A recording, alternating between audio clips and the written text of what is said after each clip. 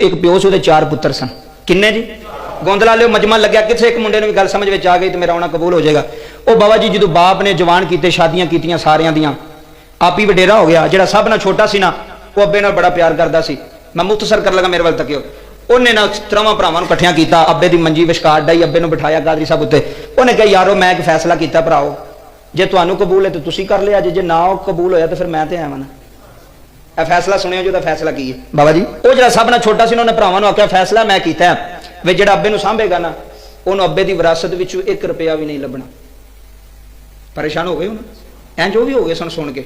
उन्हें आख्या तू तो चंगा भला सियाणा बंदा सै कि दिमाग तेरा कदों का फिर गया। उन्हें क्या होया की उन्हें कहा नाले अब्बे नूं सांभो ते नाले अब्बे की जमीन विचों लभे भी कुछ ना नाले अब्बे की जायदाद विचों लभे भी कुछ ना। लोग गोंदल में अब्बे नूं 30 तरीक नूं पुछदे ने जो सुबह पहली होवे भी अब्बे नूं पेंशन लभनी है। तू तो फिर लालची होया ना तेनों अब्बे नाल ते नहीं प्यार तेनों तो अब्बे की पेंशन नाल प्यार है। 29 दिन तू अब्बे नूं पुछया नहीं तो जो 30 तरीक होंदी है अब्बे नूं खिचदे होंदे ने अपने घर अब्बा रात मेरे वाल रहनी आ। वो आंदा भी सारा महीना मैनूं पुछदे नहीं ए जो आखिरी डेट होंदी है सारे मैनूं खिचदे होंदे हो। वो फिर आंदा पुत्रो मैनूं समझ आ गई है। वो फिर भी प्यो एडा सखी होंदा लिया के उन्हां नूं दे छड्दा। उन्हें कहा तू फैसला किया भी जो अब्बे नूं सांभे उन्होंने लभना कुछ नहीं। उन्हें क्या कीता उन्हें कहा फिर तू इंज कर जो तू फैसला किया ना तू ही अब्बा रख। तुहाडे अपने मुआशरे में अपने पिंड वेखियो गोंदल के अंदर तो फिर अपने गिरेबान च मैं भी जांगा तो तू भी जांको तो अज सुल्तानी फैसला करके जाएगा कि प्यो चीज़ की है।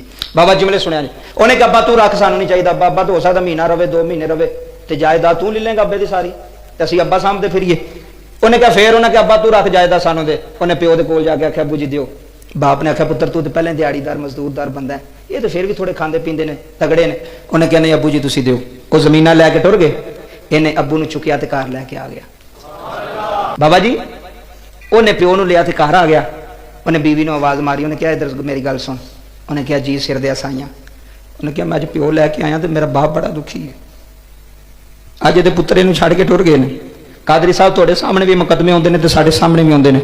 उस प्यो की की जिंदगी होंदी है जिदियां जमीनां सारे ले लैण ते अब्बे नूं कोई भी ना लवे अब्बे नूं कोई भी ना रखे आखे महीना वड्डे वाले रहना ही तो महीना छोटे वाले रहना ही तो उस तो महीना उस तो छोटे वाले रहना ही। वो प्यो तो विचों मुक जाता है वो तो खत्म हो जाता है। बाबा जी उन्हें अपनी बीवी ने उन्हें आख्या है उन्हें आख्या मैं बाप लैके आ गया वा मेरे वीर मेरे अब्बू नूं छड्ड के चले गए ने।